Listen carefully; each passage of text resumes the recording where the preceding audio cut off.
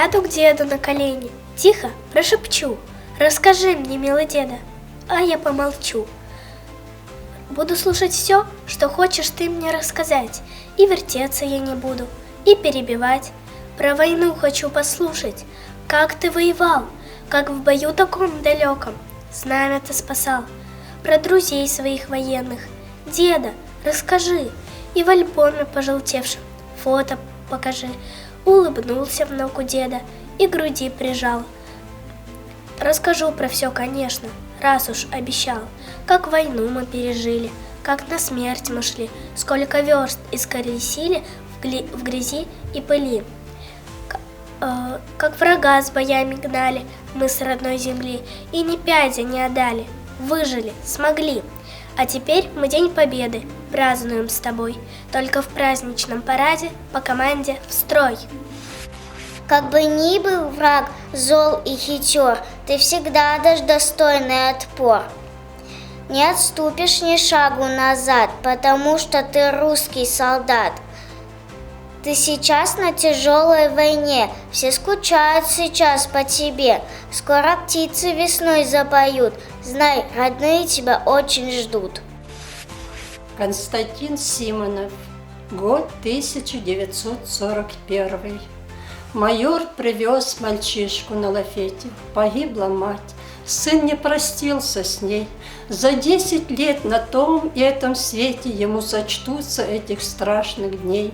Его везли из города, из Бреста, был исцарапан пулями лафет, но отцу казалось, что надежнее места для ребенка на этом свете просто нет.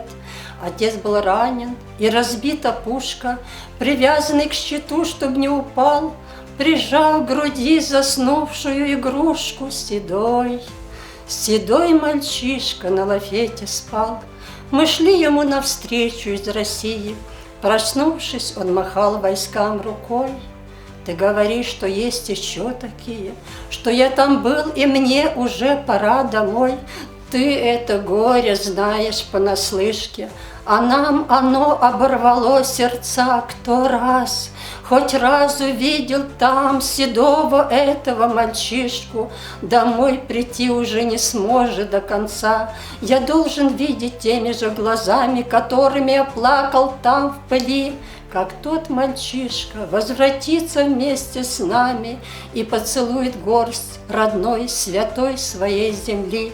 Теперь мой дом не там, где жил я прежде, а там, где отнят был у мальчишки, теперь уже сиротский его дом. Здесь тихо, мы не слышим взрывов, спокойным сном детишки спят. За это русскому солдату письмо решили написать.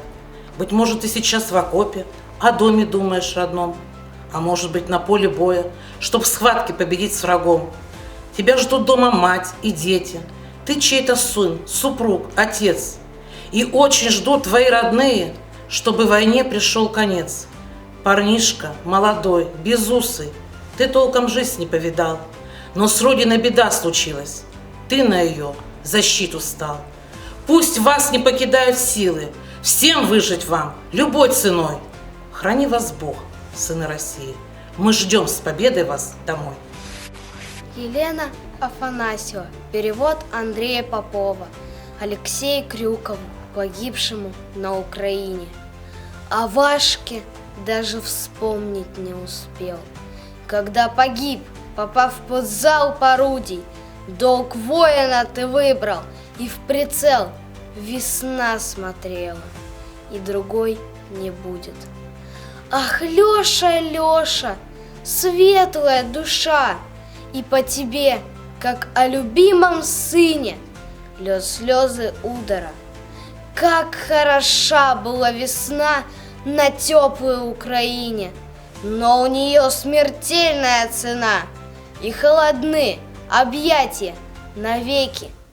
Обнимет коми сыновей война, прижмет к земле, и плачут наши реки, и плачет Парма, и рыдает мать от скорбной вести, и молчит от горя, чтоб жизнь твою и правду понимать, как будто с небом, с чувством долго споря.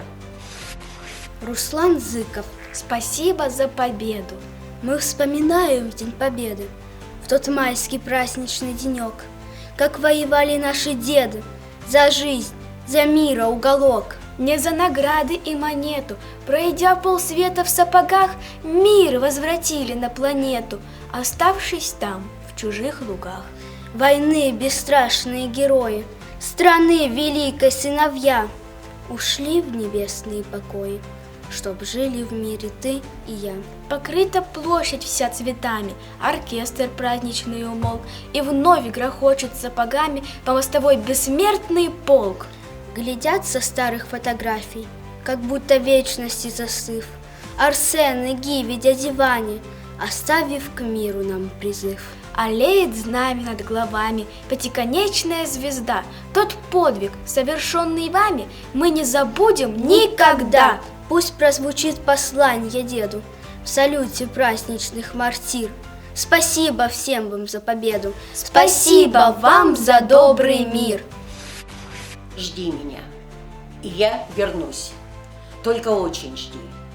Жди, когда наводят грусть желтые дожди. Жди, когда снега метут. Жди, когда жара. Жди, когда других не ждут, позабыв вчера. Жди, когда из дальних мест писем не придет. Жди, когда уж надоест всем, кто вместе ждет. Жди меня, и я вернусь. Не желай добра тем, кто знает наизусть, что забыть пора. Пусть поверят сын и мать в то, что нет меня.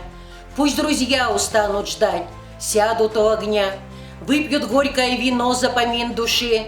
Жди, и с ними заодно выпить не спеши.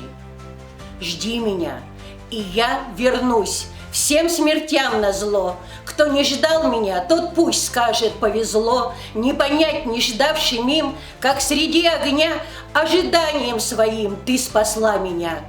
Как я выжил, будем знать только мы с тобой. Просто ты умела ждать, как никто другой.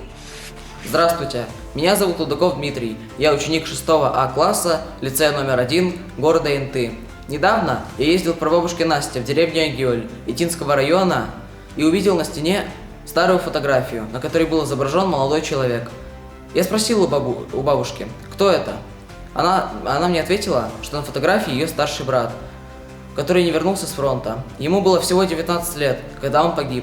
Мой прадедушка Семенов Иван Иванович родился в деревне Агиоль. Семья была большая, 12 детей. Иван был вторым по счету ребенком. Очень любил учиться, и ему все легко давалось. Когда он был маленьким, сам научился играть на гармошке и балалайке. Когда подрос, уехал в село Петрунь, где обучился животноводству и еще много учился.